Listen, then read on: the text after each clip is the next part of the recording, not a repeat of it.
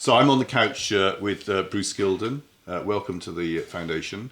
So Bruce, you've been a photographer a long, long time, but what was it in the first instance that got you excited about the idea of being a photographer? I had no other options.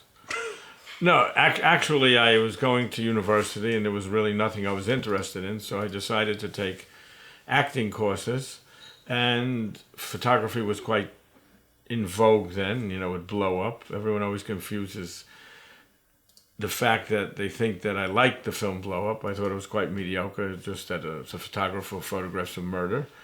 And I took courses simultaneously at acting studio and HB acting studio and visual arts. And what really sealed the deal was that one day my teacher, who was in the film The Producers, Bill Hickey, he didn't show up, and his assistant or his lover or whatever, it was a big guy, and he did Shakespeare. And I said, wow, with my Brooklyn accent, this will never wash. And I was really intrigued by, for the first time in my life, when I saw a print come up, my first course was developing and printing at Visual Arts at night. Wow, I did that. But you didn't actually see another photographer and think, wow, that's the thing that's not to make me be a photographer. Well, I can't remember, to be truthful with you. As you know, I'm a student of the game, and I look at old magazines and books and everything, and I collected books for a long, long time. So I don't know if it started before I took the course or it started just after, because once I got into it, I looked at everything I get my hands on. But don't forget, at that time, they didn't have as many photo books published. And generally, most of the things you saw by the old masters, whether it's Cartier-Bresson, Dorothea Lange, Brassai. I'm not complaining, I'm just saying that was my initial indoctrination to photography.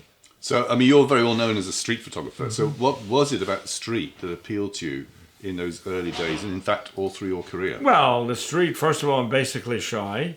So you just go out in the street, and I'm not good at organizing things, like calling someone and saying, well, can I come in to photograph you? And I don't like to wait. I don't have a lot of patience.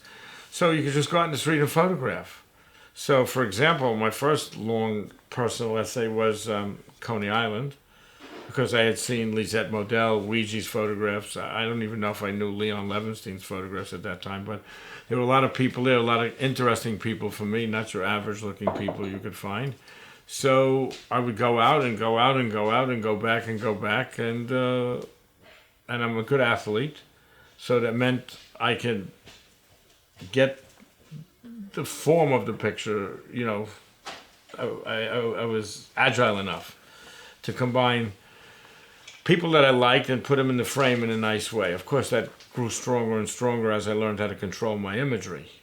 And the people you like, what is it about these people that makes you want to photograph certain people and just completely ignore other people? Well, since I was 5 years old, I liked, I wanted a book with the ugliest wrestlers, as you would say. The French Angel, Man Mountain Dean. I was always intrigued by people who were not the ordinary, also underdogs.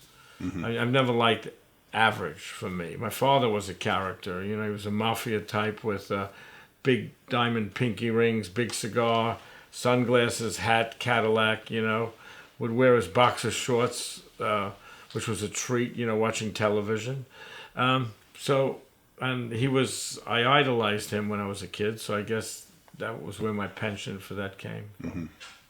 And you're known for being pretty fearless on the street. So what's the secret for your ability to come in close when other people would be intimidated and entirely shy about that? Well, I wouldn't say I'm fearless. I say I'm knowledgeable. I trust my streetwise instincts. I've always been good at that. So people sometimes don't realize that that's part of what makes me able to do what I'm doing. I also have very good bedside manner, I say. So I'm able to suss out a situation and see if I can take it any further. Like sometimes, I remember one time in England when I was doing the project for the Archive of Modern Conflict. This is just one example of many, but it's one I remember. You had these football supporters. I think they were going to see a West Ham game or something, or they were coming out of town. They were playing West Ham, and they were a rugged-looking bunch. So I just made eye contact, and I felt it was okay. So I took a flash picture, and it was fine. Mm-hmm. Sometimes there are surprises when you think someone who would never say a word to you, gets mad. But I think people have this misconception that if you work close and you work flash, it's any more aggravating than just having your picture taken. I mean, I know for me, if someone took a picture of, let's say, my daughter when she was small, or just my daughter, and you're from across the street, that might upset me more than someone who was in your face, because that to me is sneaky. Mm-hmm.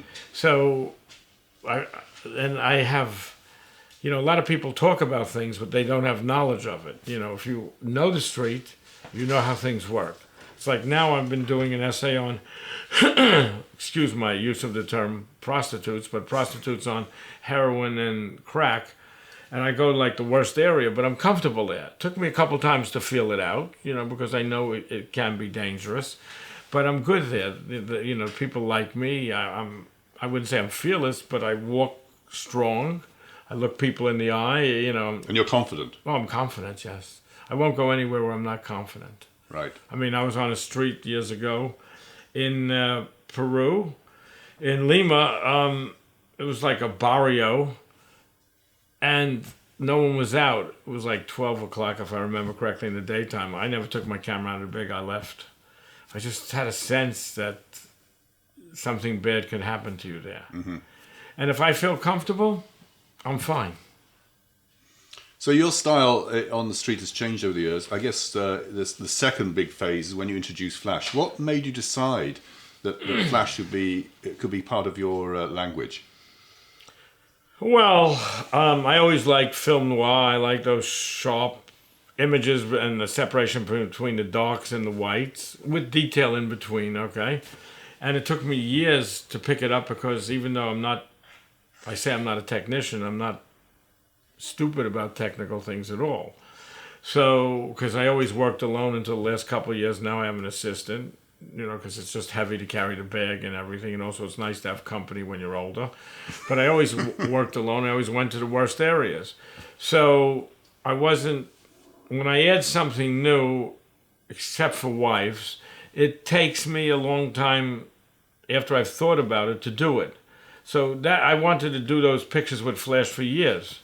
Then finally I got so mad at myself. I think I had shot 400 rolls in New York City, and I didn't like many of the pictures I took because there was sunshade, people were crossing in front of me. So I said, wait a second, how do I isolate the main subject from the background and, make a good picture?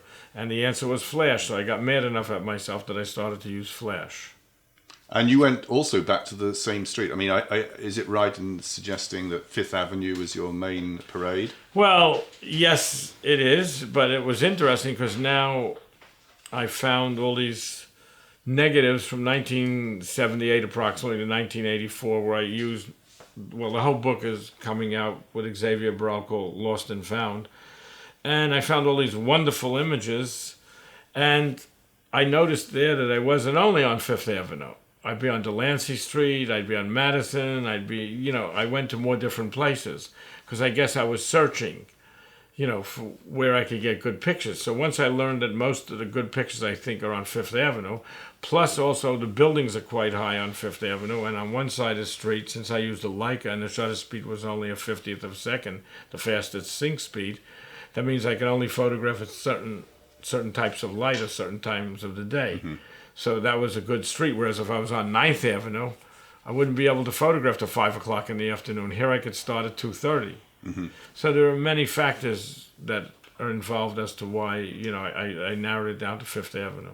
Mostly. Why do you think you missed these pictures when you were initially going through the Well, I thought contacts? about it and how we found what gave me the impetus to look for these pictures, and of course I should say I'm missing 150 to 300 rolls of shot film and adjective, but I'm over it now, is that we were fixing up my archive, which is much different than your archive. It's much larger, of course, no. But the thing, that goes without saying. No, but the thing was that I noticed I had some good pictures here that I had prints of. So now, in the book, most of those pictures are out, and I found even better ones. And I asked myself, how did I miss these pictures? So I think that a lot of the ones with flash, not only ones with flash, because there are other ones without flash that are in the books that I really like. weren't as quote unquote, and don't take this the wrong way, as perfect as the other ones. So now when you're looking back at pictures of 78 to 84, it's almost like I'm looking at Versailles. You know, there's a time that was in the city, it's no longer. You know, people dressed, the signs, you know, now you don't see signs hanging out from the building. It was a tough time in New York. It was a decrepit time. And I think also at that time I was looking for pictures, since I was making, the transition to flash. I was making the attempt, I was influenced by dynamic and energetic. So these are dynamic and energetic, but in a quieter way. So that's the only reason I have, because I think I'm a very good editor of my work. Once I saw these pictures, I said, wow, these are good. So why did I miss them? I have no idea.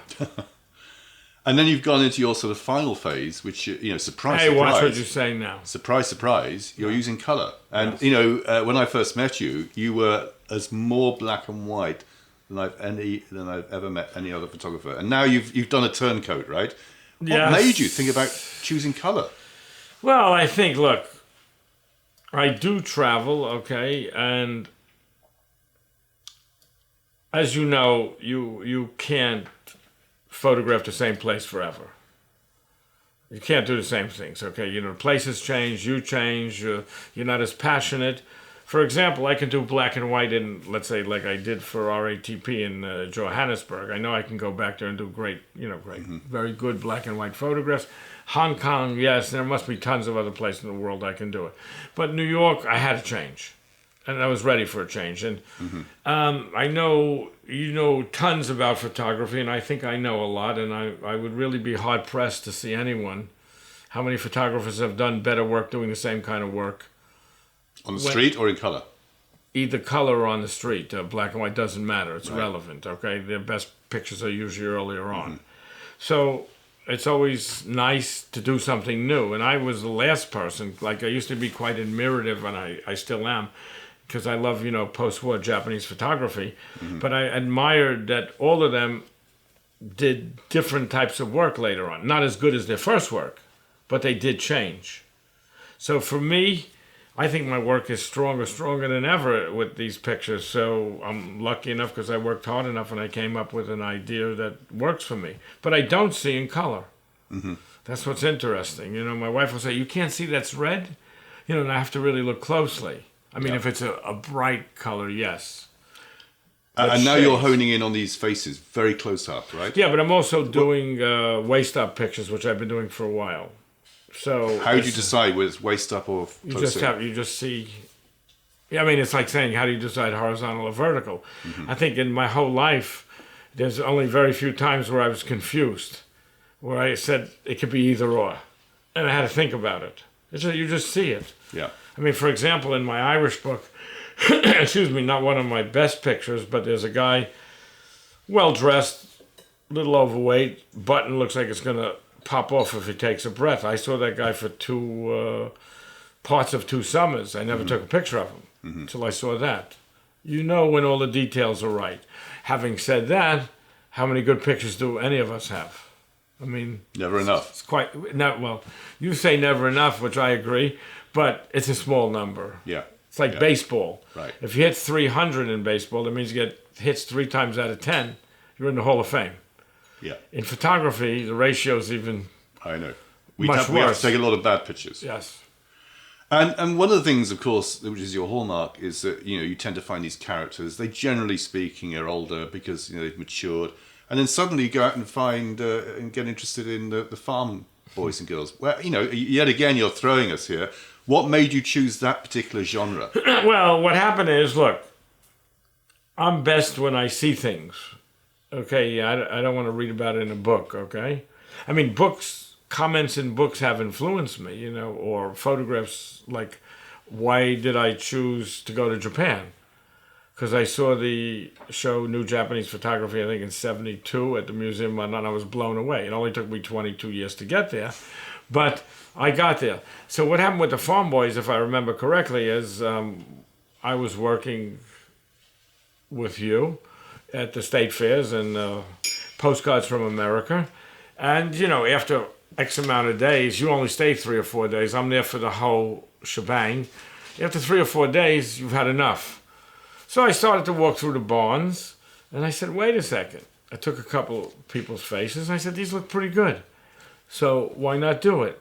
And then I continued doing that, And now I think I'm about finished with that. But it was interesting because almost every parent that I asked said yes to me. So I was struck by the kids' faces because they're different than I was. Mm-hmm. It's middle America. It's completely different than the world I know. But I found interesting kids, well-rounded, interesting, et cetera, et cetera. But don't forget the other side is I'm doing the prostitutes on crack and heroin, which also comes from my past. But they're generally a bit older, even though they're prostitutes.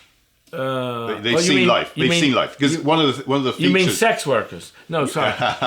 Okay. One of the features of your images, your portraits, is you can read the face. You can see what they've done. Yes. You can see they've had tough lives. Well, that's what I like about the older people. They have more of a map on their face. And it's very interesting because I thought through the years, like I've thought of many things, of doing people who have had facial work, which I did some for a magazine, a British magazine last year, over 2 days in New York. And it's very hard to get a good picture because all the faces look the same. There's no lines there. Right. It's all like... Mm-hmm. Subtle. So I want to just pick up on the last thing. Of all the photographers I know, you're probably the most critical about the standards within photography. Why do you think there is so much what you would regard as pretty shitty photographer out there? Well, look, we've discussed this, and you know how I feel, and you also know that I've also said to you there may not be more bad photography now than there is years ago, because if you look back and you look at a lot of people, and I'm not going to mention names that were quite well known, some of them aren't very good photographers on the scale of good photography. Okay, we're not talking about some amateur who takes a picture once a week. But I think now, and people can disagree with me. I say this, I've discussed it with my assistant, other young people, okay, who are photographers and, who are smart. I think a lot of young people now don't know the history of photography. Mm-hmm. So they'll do a subject and they'll say, wow, this is really great. But they don't realize that someone did something very similar to this 20, 30 years ago. So it's not that it's bad, it's in focus, well done technically, but it's just not inspiring. I think what makes a good photographer is to know what's done in the past, take that, build on it, and make it your own. For me, I can see a lot of people doing portraits today. You could switch 100 names, you wouldn't know who took the picture, unless you knew that they did that subject. But it's often the case, photographers work in isolation and do pretty good work because they have this direct connection to the subject. Mm-hmm. So I don't think, I take your point about knowing the history of photography, but I don't think it's absolutely imperative that's the case. Because some people... No, but that's... Go ahead. No, say Ouija or, Arthur Odermatt, all these sort of guys who were... Who's the second one? The Swiss photographer that did car crashes. Yeah, he did some. But that's an interesting point because, as you know, I like mugshots. Mm-hmm. And yet I think it's some of the best photography ever.